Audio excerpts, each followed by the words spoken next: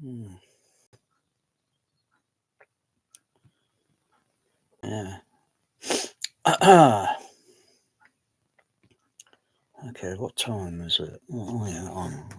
Where's my watch? Oh, there's my watch.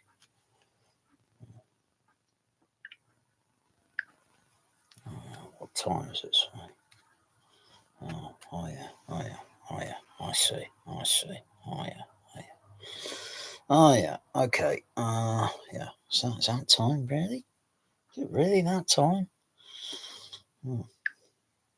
Where's the other vintage clock on this? Yeah, oh yeah, this one. Oh yeah. Tick tock, tick tock, tick tock. Yeah, I like that clock. It's almost. I think my other clock over there is a little bit. Yeah, I've got to set it just a little bit. Yeah, it's probably the battery getting a little bit flat in the second hand. Probably losing a little synchronization in the second hand. Yeah, that's okay. Yeah. Real Dolby Atmos CP850s.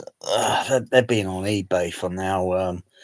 Starting for gosh, just about a year or so now.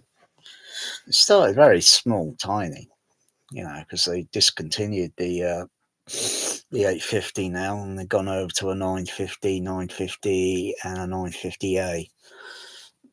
Not that there's much difference, but it's just tiny module differences between a 950 and a 950A. But the 850, it's got uh, it's got a DB25 connector input on it, I believe, and it's got two DB25 two DB25 outputs on it. So one channel A is like 1 to 8 channels, and then output B 9 to 16. So it's kind of like, when you think of it, a CP850 is like a bog standard, like trinnov sort of thing. A trinnov altitude 16, I believe, will be something like probably just a little under 20 grand for a trinnov 16 channel. When now you could get, say, like most AV receivers or AVPs or whatever they are on the home market, they're like, they're going to be somewhere around about four to maybe five, maybe $6,000. Oh my goodness! And you got all these CP850s now showing up, because most of the cinemas have, you know, thrown them out and replaced them with a CP950. If not, the cinema has gone completely under, and they're selling all the gear. But these 850s are like less than 2,000.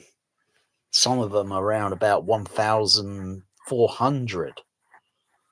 I mean, for 16 channels, sort of like back then, if those came out a few years back, I would have got one of those and took a chance with getting one of those instead of a Denon 8500. I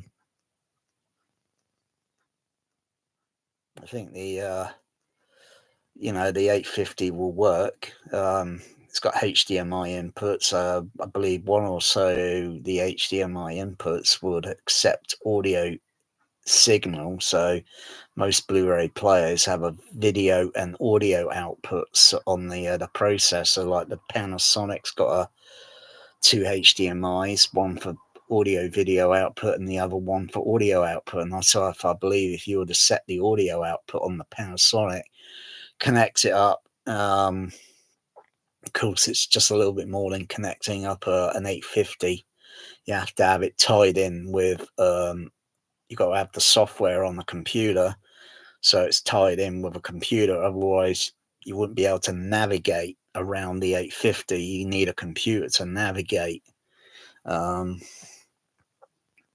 I think it's worth a chance. I'm thinking about getting an 850, but I'll just wait for the price just to come down a little margin more, which it will, because there'll just be people stuck with them and they're not selling them, and they think they'll just nudge the price down a little bit more, and then one or two of them, they'll sell.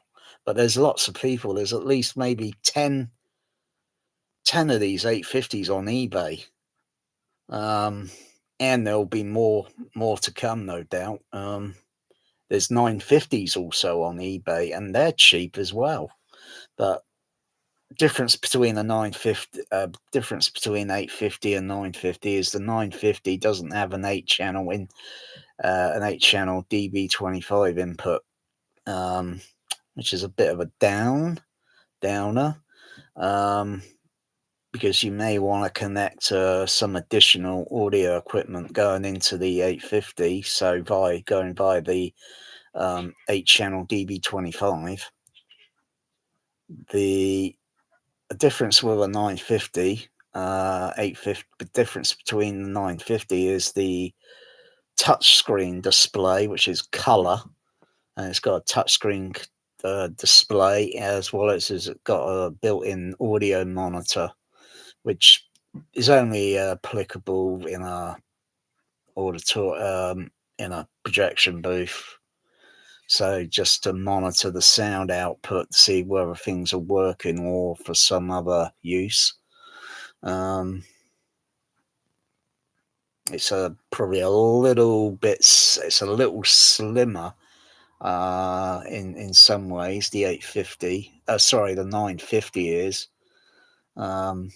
It's a little less deeper. I think it's a little less. Yeah, it's less deeper. Same width, 19 inch for rack frame mounting, and I'm not sure, it might be a little margin difference in the height, but between looking at the two, the 850 and 950, they look like 3U frame or something. They look like they're about a 3U frame, which is about the same height as the Sony SDDS. But they're worth looking into, or ask someone, blah blah blah, just for a little bit, because I hadn't had any experience with them. I mean, it's like having a CP750, and why have a 750 in a home?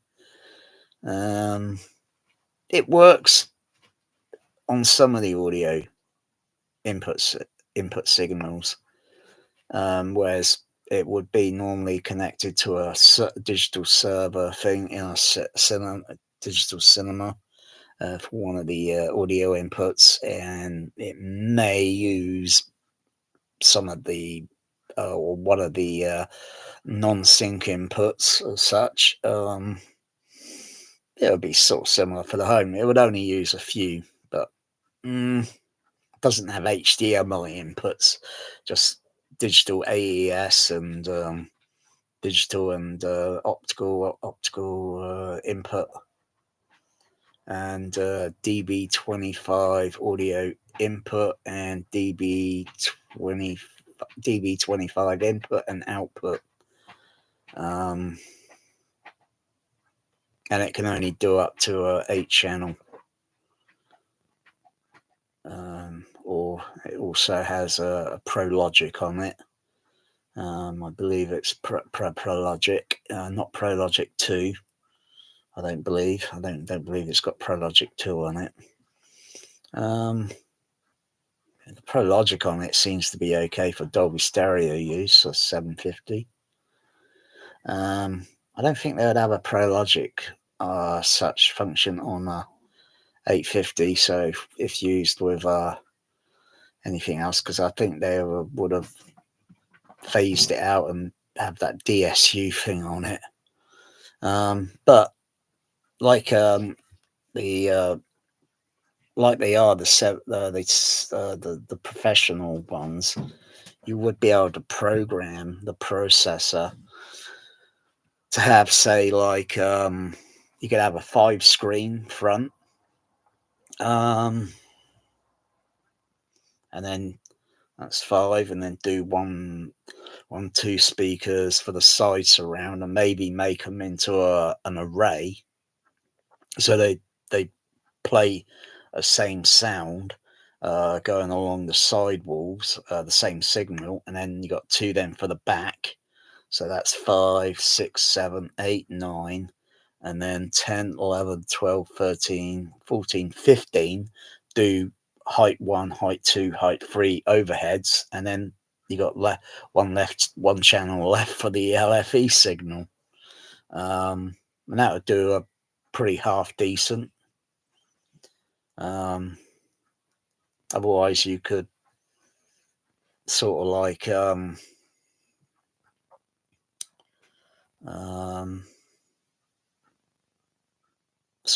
ignore the left, right. Ignore the left, center, right, center, and then still have sort of like 2 speakers for the side walls to do that pan through sound.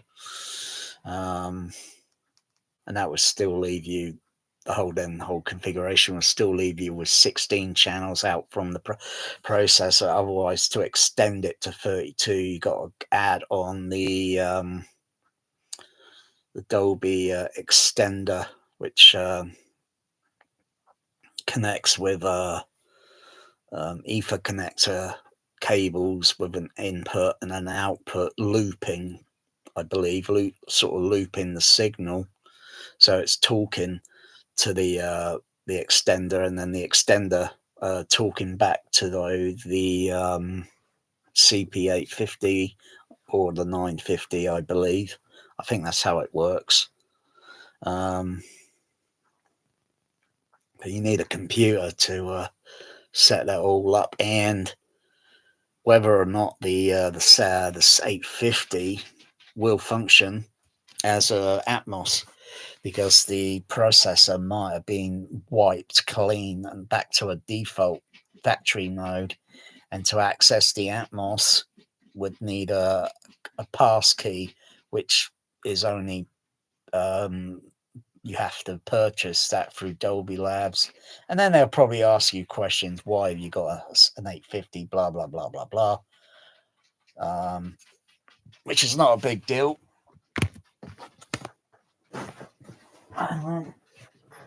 Oh.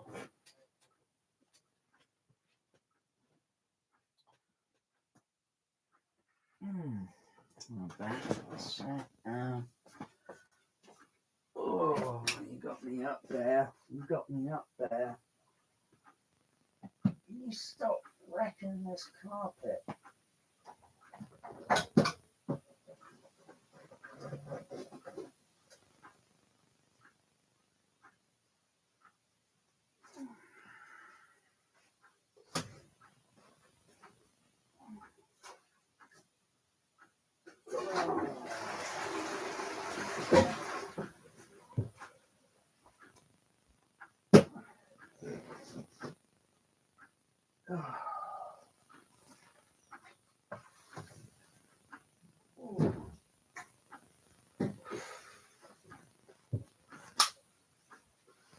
Come on now. Your turn now? Oh. Oh.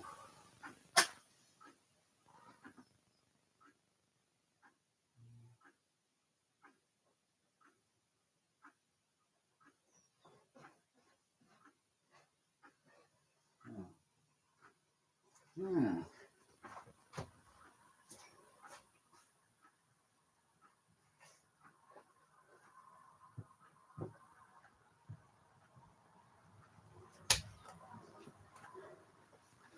Yeah, so unless of course an 850 comes with because they come as 2 versions, based and core. Core would be where it's completely open to play all the I believe all the sound codec formats, and based would be just it's an Atmos processor, but it wouldn't have a Atmos decoding playback. It is on the processor, but it needs a passkey to unlock it. And I believe the passkey probably is something ridiculous. It is not cheap. It's probably under $1,000, I think. I think it's just a little bit, about 1,000 or just under $1,000. It's not cheap.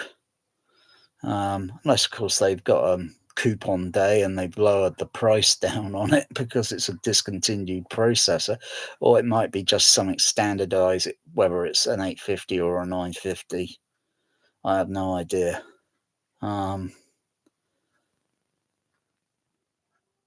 So, you know, you got to look at see which 850s are, you know.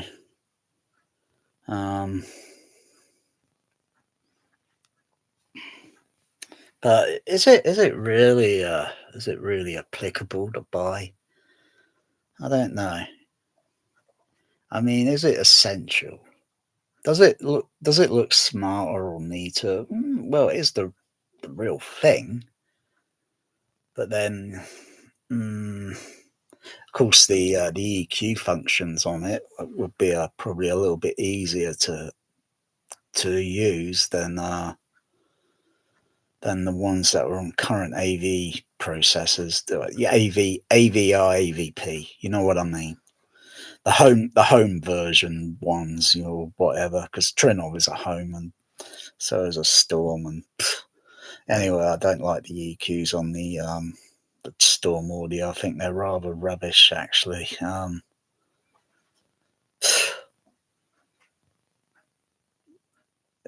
mean, in terms of, like, you know, getting into the processor, and you've only got a basic 20 band EQ.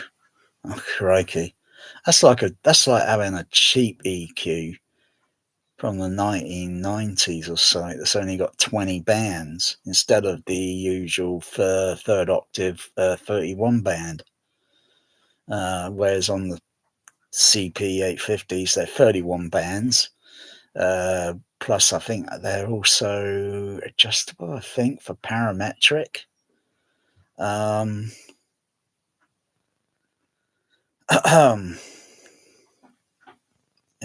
I think they got something like I think they got something up to using it for, I think, I'm not sure if it's 12th octave. 1/12 octave, which will be a little bit more finer tuning for the EQing as such on the 850s as well as 950. But they are considerably a lot cheaper than a trinnov. I mean, there's currently a trinnov still on eBay, but it's only a 24. It's the altitude 32, but it's only 24. Meaning there's three versions of the trinnov: the 16, the 24, and the 32. And I think everyone's not even interested in it. I've looked at it a few times. It's 23 grand. Crikey. Even though the seller sent me an offer for 21, and I thought, no, not interested. And yet you got CP850s on eBay for about £1,500 or £1,400. That's nearly 19 grand cheaper than a trinnov. But, you know, it's only an audio processor, and so if you still got an AV receiver, so an AV receiver will act as a video controller. It's so not too different to say like how the THX, the earlier Technics THX, when that appeared on the market in the 1983, no, 1990, 1994, I think. And that was a processor that came with several units. So you got a video controller unit and the audio processor unit. Then you had those nice, cool looking Technics amplifiers that went with it. George Lucas had, I believe he had the same setup in his little office. Because if you look at one of these pictures where George Lucas looks like he's in an office, and he's got a THX T-shirt over the what's it, and you got a bullwhip and an Indiana Jones hat on a what's it. If you look over to one side, you'll see the Technics THX thing, which I got in my room. But it's really a part of several units. So yeah, generally, you could have the real Atmos in your home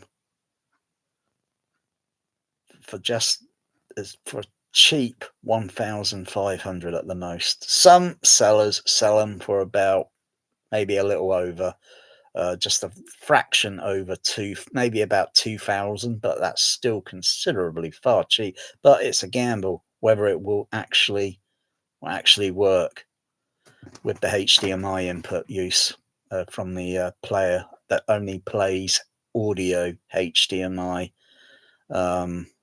Dolby True signal into it, and then the processor should recognize the signal and go to switch to Atmos.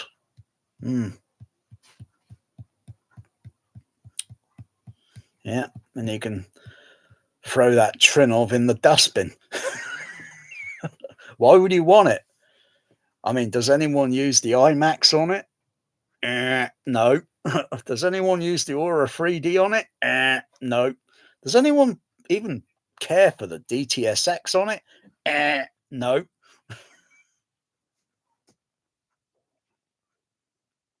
Does it look really cool? I don't know.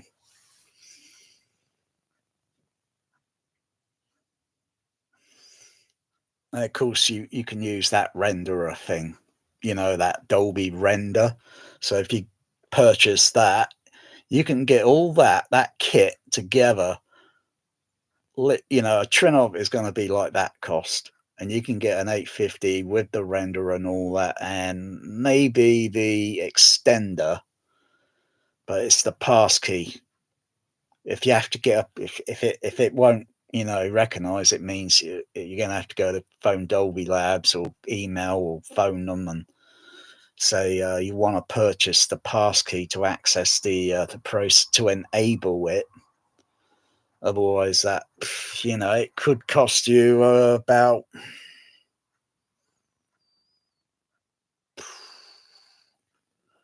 probably about 2.5, maybe 2.5 grand. So you get the processor cheap, but getting the passkey, because Dolby Labs, they're like, I don't know what they are now, but it's like Google, and you buy a computer now, and you don't really own the bloody. It's like you're only leasing the bloody thing, and you got all this other bullshit. Especially when you buy a brand new Windows PC computer today, and you're setting it up, and then you get all this other bullshit, like no, ignore that, ignore, because they're throwing you offers and all this shit. Ignore. Not interested. You just want to get your bloody new PC up and bloody running. Oh, but I don't think you get bundled with bloody fucking advertisements with Atmos. Say, like, no, you sure you want to add this and add this? I don't think you get that. But no, I think it will be a bit of a tricky sort of, but it's worth it. I think worth a chance. I'm just waiting for the prices to come down just a little lower, because it's an old processor technology, and it's not like the CP200. um, it's not that super rare, because I would imagine they probably made more units on an 850 than they probably actually made units on a CP200 back in the day. though actually the number one selling processor, though whether it still is the number one processor, is the CP650, 65, the CP65, which is the most number one selling processor. That was in the 1990s.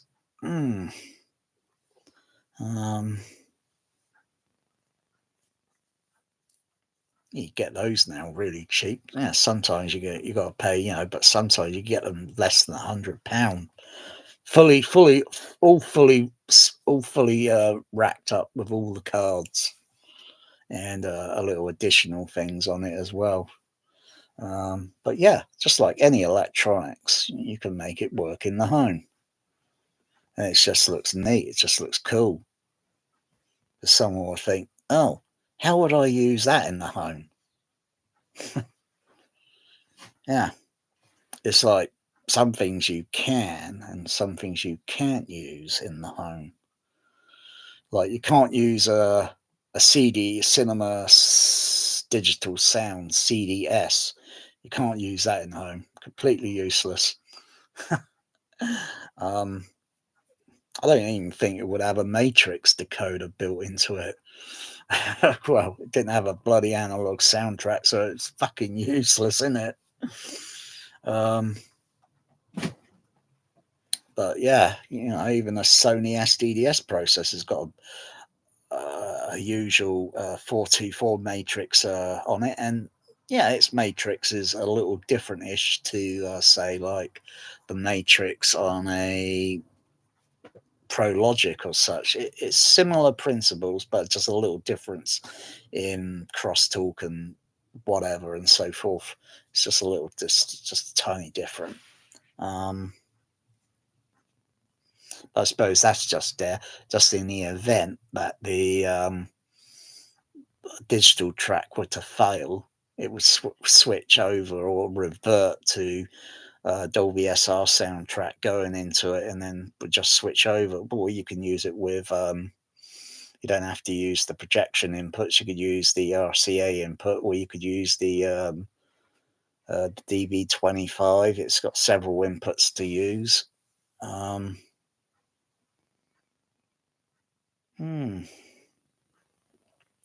just going to keep watching and just see, I mean, I'm not quite keen on the look of a 950. And also not quite keen on it that it doesn't have a DB25 8-channel input.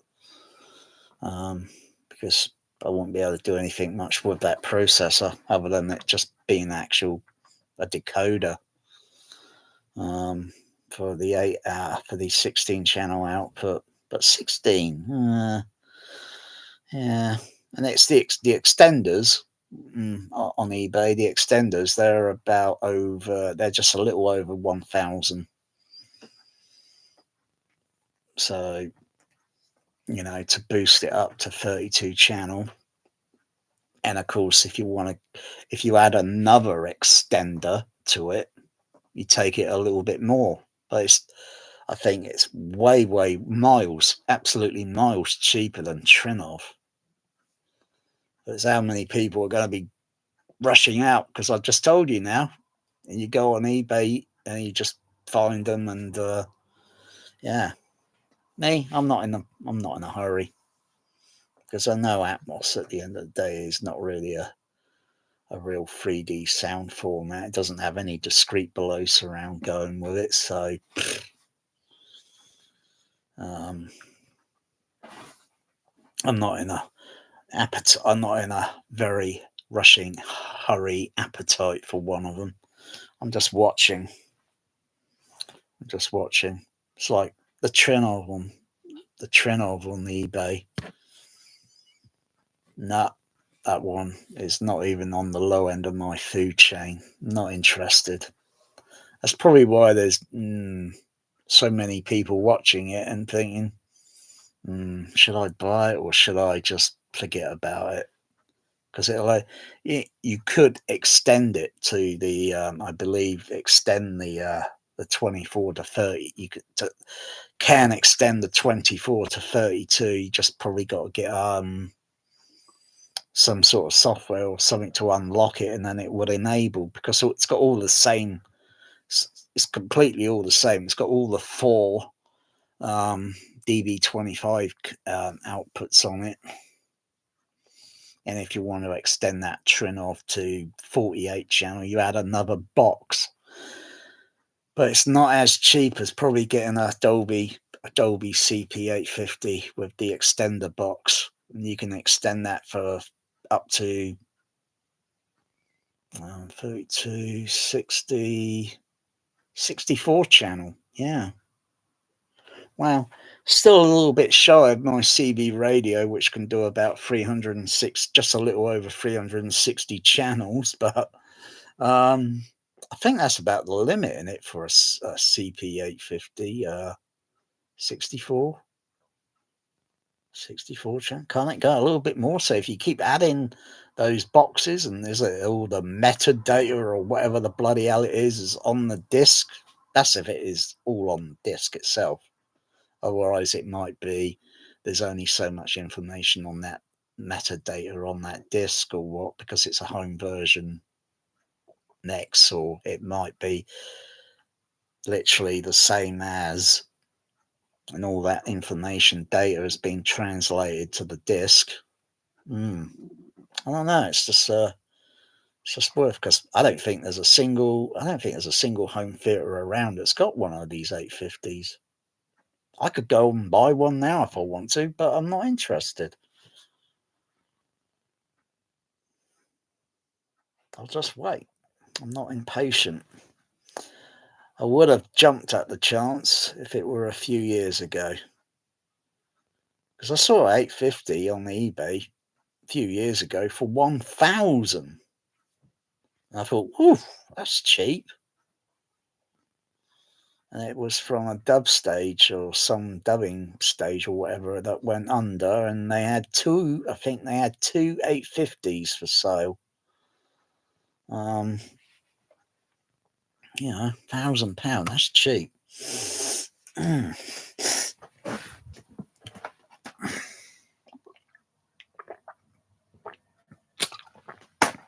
But does it have all these other fancy functions as what a trinnov has? Because that's all a trinnov is. It's got additional fancy things on it. But when you think of it, at the end of the day, they say they use them in screening rooms or this and that.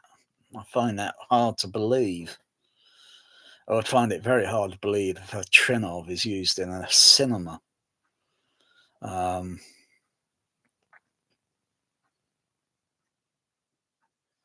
Don't really care.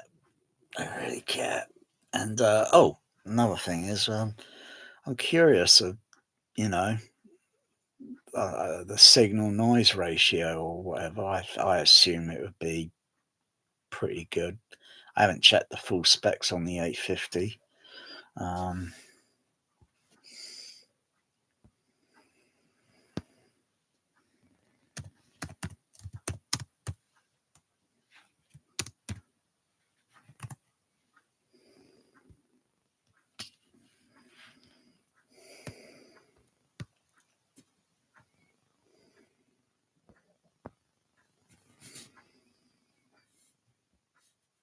Mind you, the manual for the CP850 is pretty long.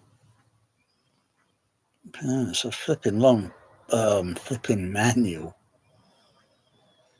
The PDF file.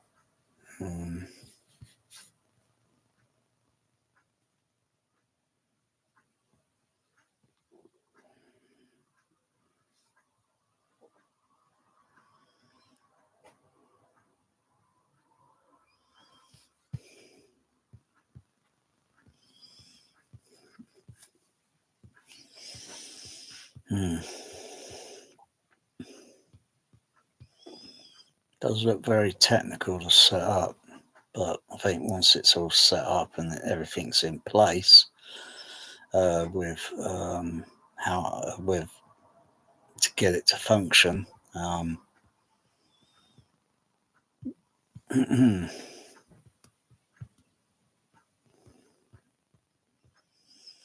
Where's the audio specs on the processor?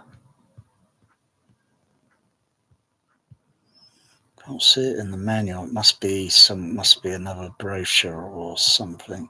I would imagine it's got signal to noise ratio down to about minus 110 or maybe 115 dB. I would imagine.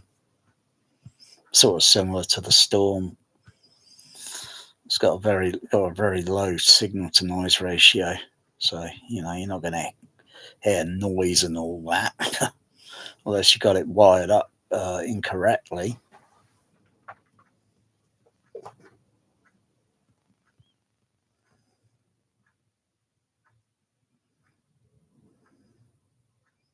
Yeah, but you definitely need a computer to set this thing up. It'd probably take a few days to set it up. To someone that set these things up, um, most daily or weekly sort of thing. Um, that's easy, but they didn't know how to set it up at first because they had to learn, and and they're only paid and learned how to set these things up. But at first, all you have to do is just read the manual, because that's what the manual's there for, and you just got to read it step by step, and then you get it set up. The EQ function on it looks pretty simple. Should be able to probably surf once you get into the EQ, and then you got the microphone set correctly within the room, microphone or microphones set correctly. It should go smooth sailing through the EQ, just to shape the tone of the speakers to sort of have a set so they match, kind of similar in tone, so they sound sort of similarly the same, because you can't have one speaker going and the other one going like that, because then you'd have audio masking issue effects going on when sound is electronically precisely mixed artificially, that it is, and it's got to follow this guideline.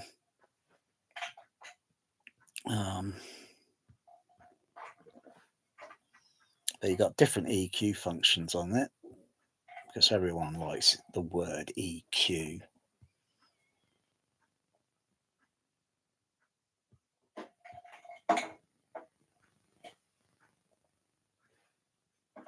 And you got so many other functions on this, digital inputs and so forth. You've also got an optical input on it as well.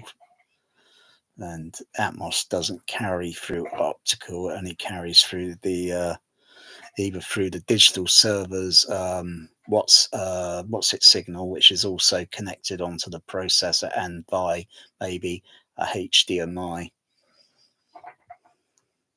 but not with video signal, because I don't know what that would do to the processor, because it's not an AVP.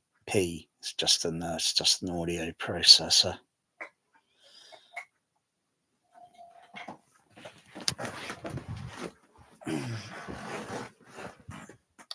What's going on out here?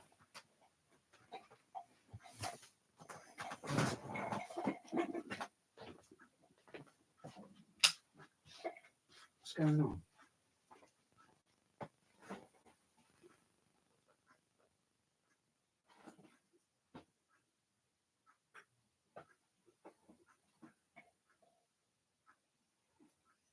What's this? We should be fine with that, girl. Come back. Thank you.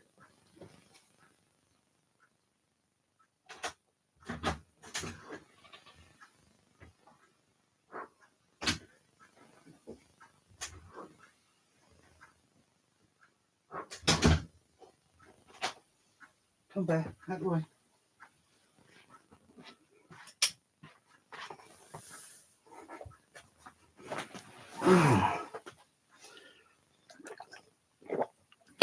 Oh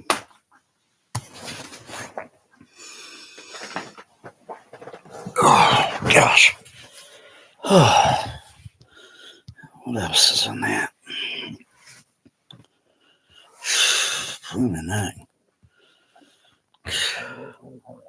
Yeah, you got level meters on the processor. You got bar graphic VU level meters on it.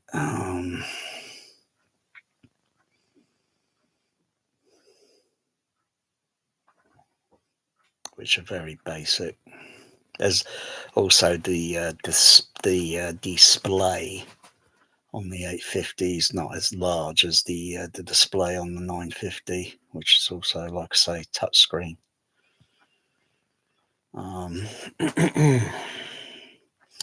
But then, you know, that's what else. Then you can put the you know, you can put the output onto a computer monitor, which would be a little bit near in the room. So you got the video projection up there, and then you have the computer monitor, little monitor screen. That's all you need in a room.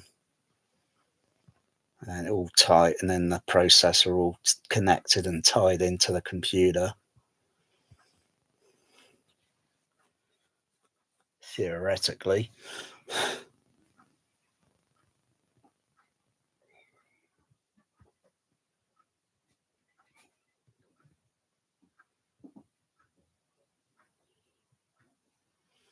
Yeah.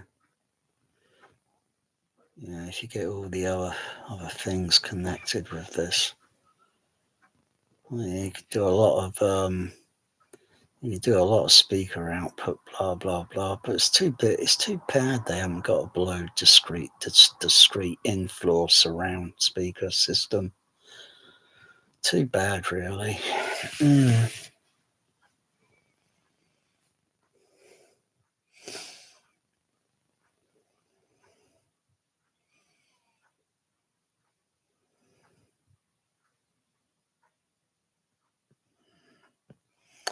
Auto EQ processing. So it's got an auto EQ processing.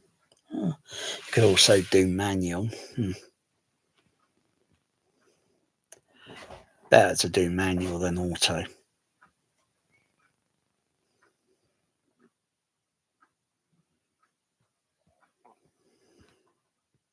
My cats are very activated in the early hours in the morning. There's a lot of running around until they get exhausted, and then they settle down and get their catnap. Or I give them some catnip, and then bam, that mellows.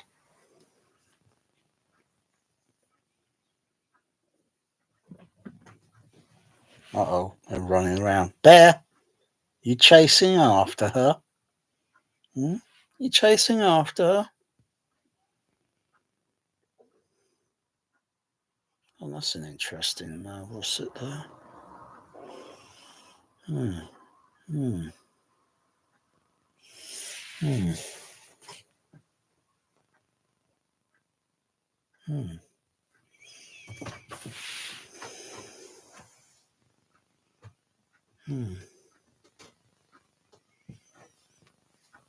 Oh, yeah, let me see.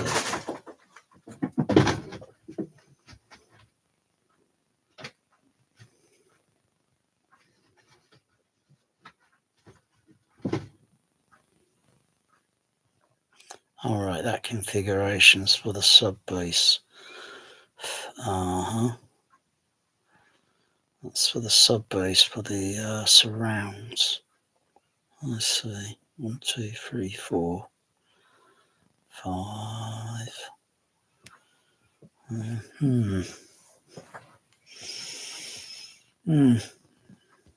Guess you don't have to use that sort of layout configuration, but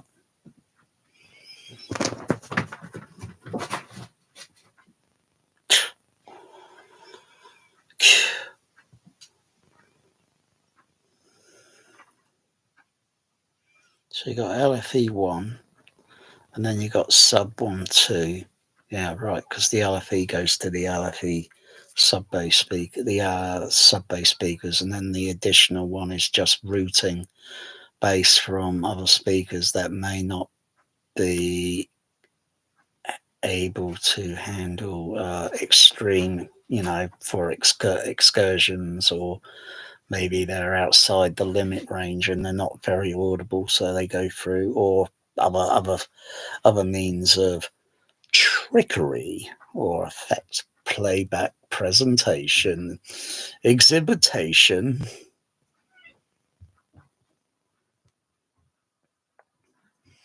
My poor cat Melanie gets really picked on by Bear.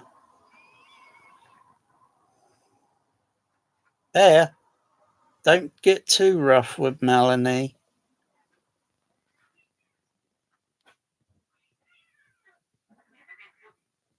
It's when they do this in the morning, it's like, blimey, 4 hours usually of this activity. They're definitely on a time clock cycle, those my cats.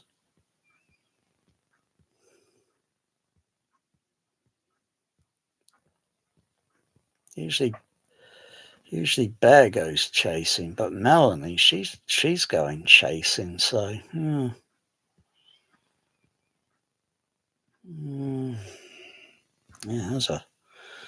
there's a bundle on this manual. Crikey! I mean, like the 850 will be, I'm not sure, as a processor, on its own. I would imagine it would probably be, not sure, a little heavier than the Sony SDDS, because it is rather deep, and yet the 950 is a bit shallower. It's a little bit less deeper.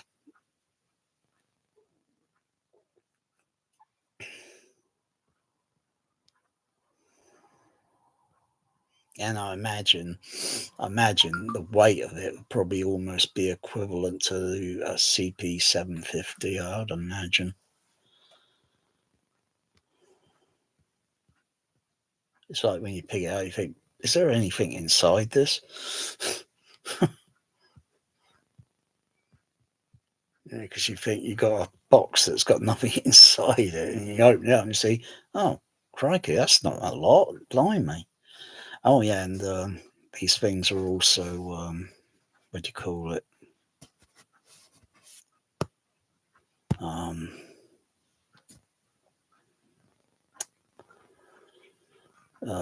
So if you want to take the cards out of the processor, they're very, very manageable. So they're very easy to remove it from the rack, and then open it up. And then, if you had to replace or upgrade a card or such, it's probably a little bit easier than maybe a trinnov or a stormaudio.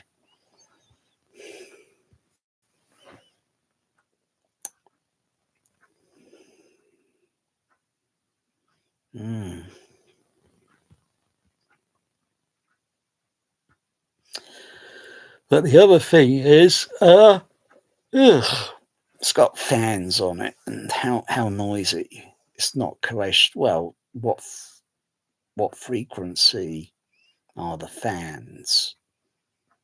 How quiet do they run, and what frequency are they? The pitch of the frequency. So if you measure on an RTA, I mean, would it be, okay to use that processor in a room? Because if it's in a rack on one side, you're going to hear the fan. But is the fans necessary? That's the thing. That's the question. Because a Dolby CP750 doesn't have any fans on it. It's got some sort of processor sort of thing in it, so it must run fast. The processor, we all know, chips and blah, blah, blah. They get kind of warmish, and they need some sort of cooling. Oh, yeah, that's the extender, the DAC 3201. And so if you want to go up to about 64 channels, you've got to put two of these units together, and you just basically, it's just Ethernet, cheap eBay Ether connector cables connected up to it, and then it's all ready to go. And yeah, it's possible. It's very easy to fit 64 speakers in a room. It depends on what size the speaker is, you know. But you have like you design the surround array and all that, and the overhead. Although the I think you can go with the overhead. I think you can go up to about 10. I think it's 20 speakers overhead. So it's five. No, is it five? No, it's 1, 2, 3, 4, 5. Or is it 10? 10, 10 to, yeah, 20. I think it's 20.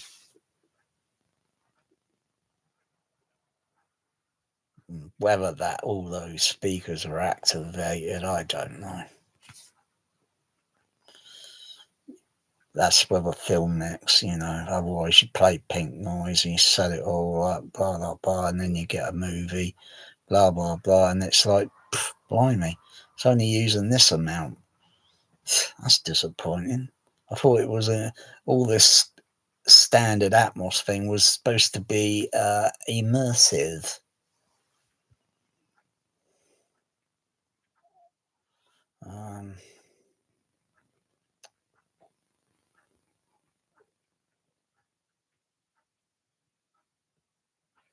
Yeah, that's the digital server thing now.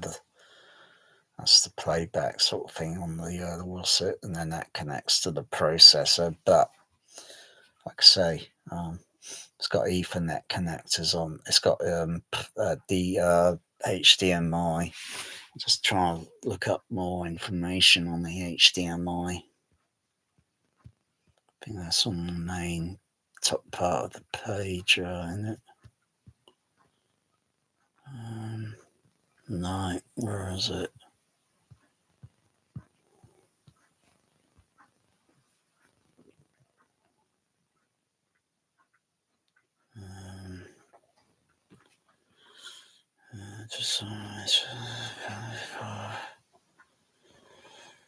No.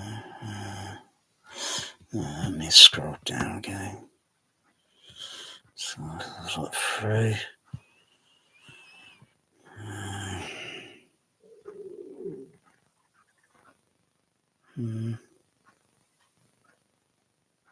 Oh, cool. Yeah. Power buttons on at the front. Yes, I knew that. And a power buttons, power switch at the rear of it.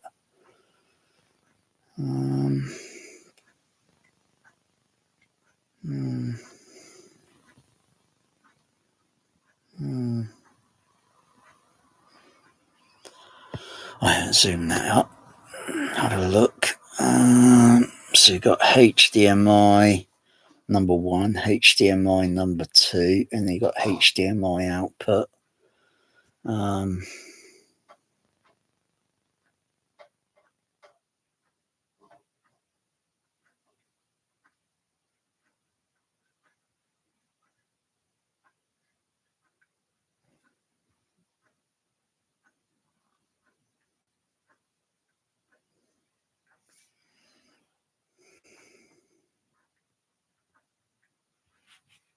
Hang on, that's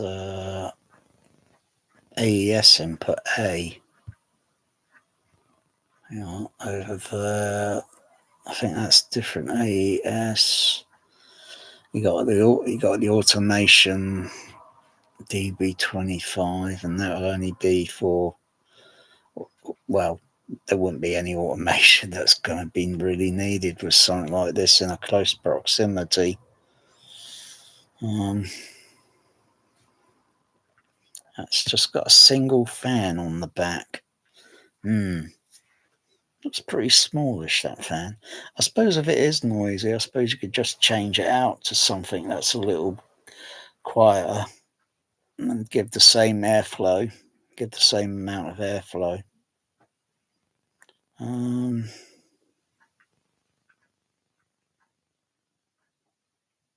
just have a look on that.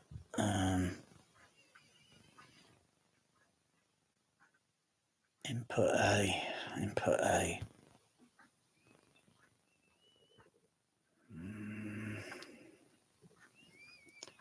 Charge fire.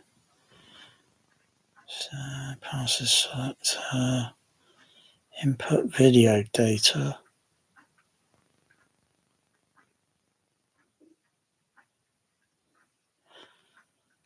Let's see. I'm a little bit skeptical. I'm a little bit so 1 and 2. These allow HDMI device as an audio source. Okay, an audio source. Select HDMI. Input video data to the HDMI output connector. See the pins.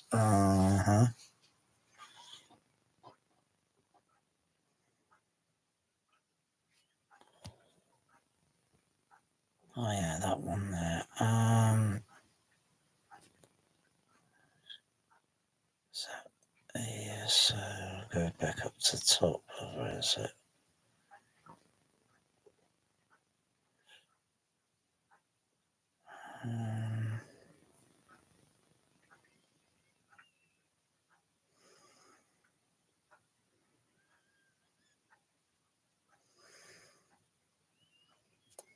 So again, that's input A. So just have a check. Might be mistaken. One. So B and C. B and C connectors. Accommodate. So automation connect. On sync.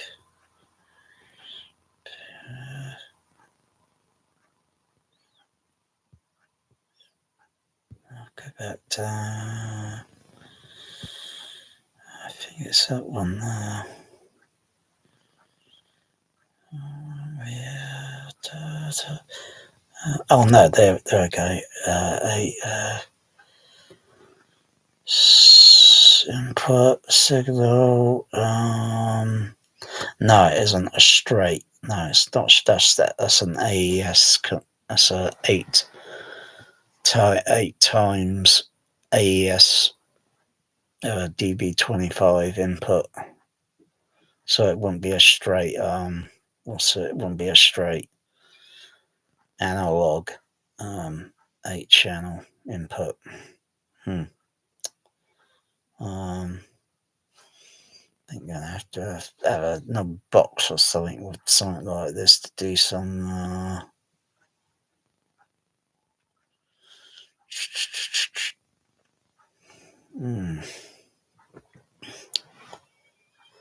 I can't even make it. Why can't they do it so it could be assignable? So it could do have some switching circuits inside the processor.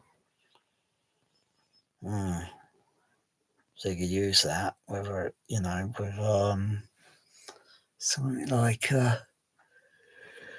to think. Yeah, maybe a CP200. um,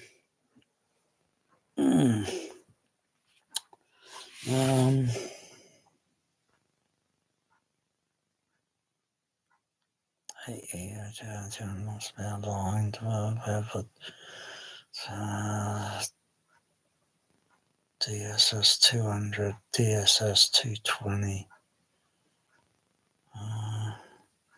Playback accommodation PC orders, decoding rights. Floating ground.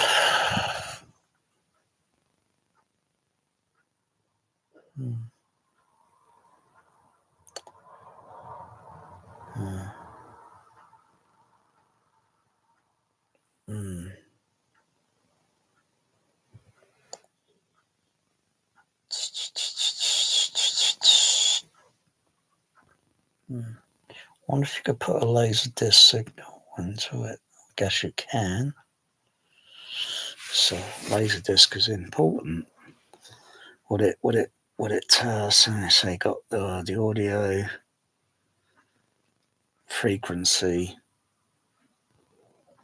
So PCM. So if you go out from an RF demodulator and then have the optical lead going out from the RF demodulator, plugged, connected in onto the PC, onto the optical,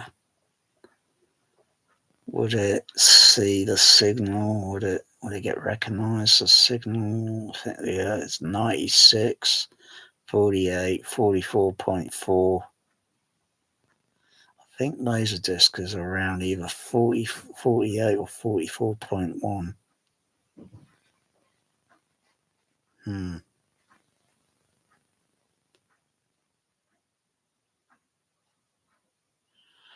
Hmm. Hmm.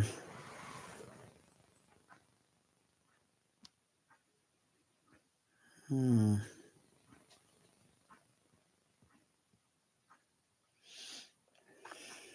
Hmm.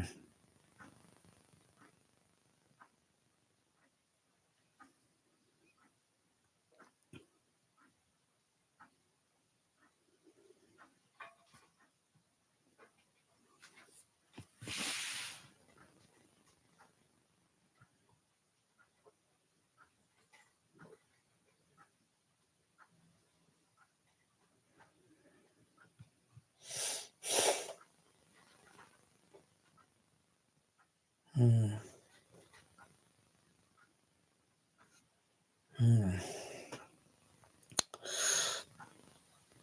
Might as well call it DAC. Yeah, DAC. DAC 3201. Hmm.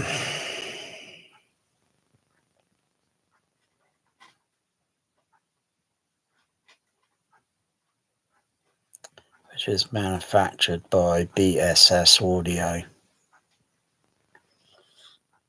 Yeah.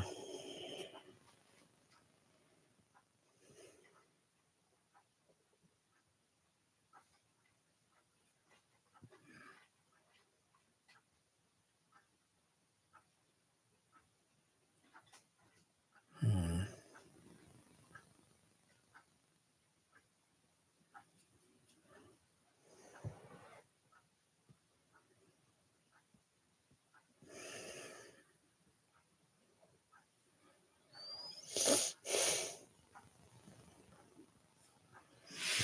Let's just keep reading through this manual. I wonder if there's two parts of this manual. I wonder if there are two manuals or sort of two parts, sort of like setup or something, and configuration and so forth.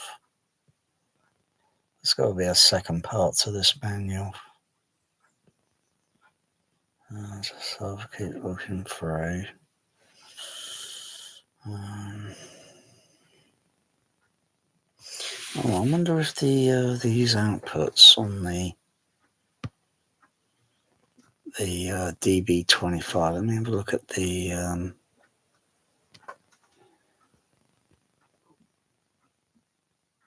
so that's channel. That's 1 through 8, 9 through 16.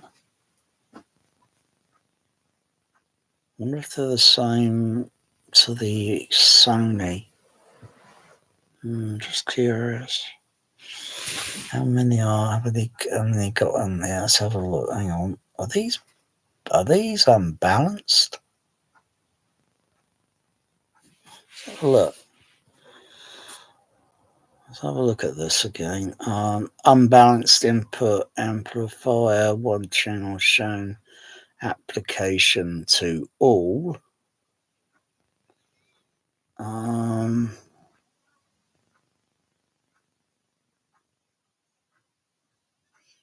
it's just red and black, or hang on. Oh no, you got the shield, the shield cable. That goes around the on the outside connection to the and then that will connect over to the amp onto the the shield. So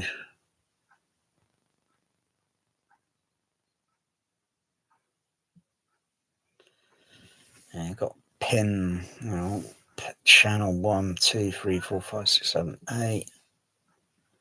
Channel 1.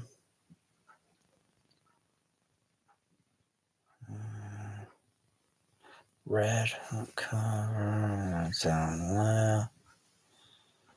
What's that on to pin number? What's that going on to pin? Let's have a look. Where's that going? That wire? All that diagram. Red. It's the top there. Down, coming down. All the way it's on the inside. Pin 24.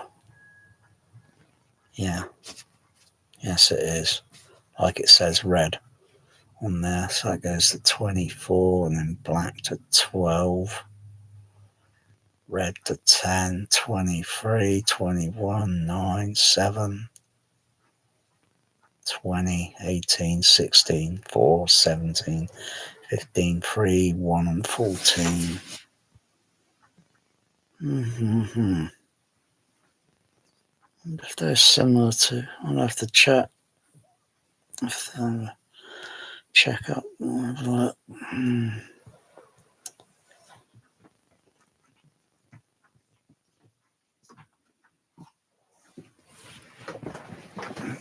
What are you doing, Bear? What are you doing down there? Hey, Mel. Hey. Oh, yeah. You give me a paw. Oh, you give me a paw, girl.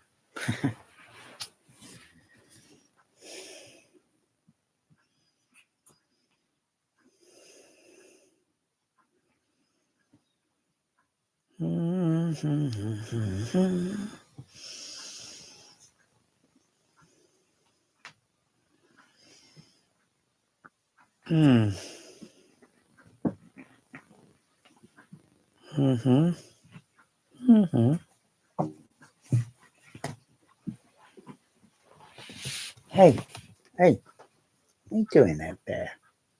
What are you doing?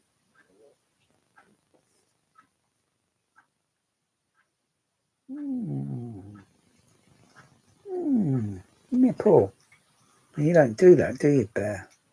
You don't give me a paw, do you? Melanie did. Hey, Mel. No. You give me a paw, Melanie? No? Hey, what are you doing? Giving Bear a hug like that?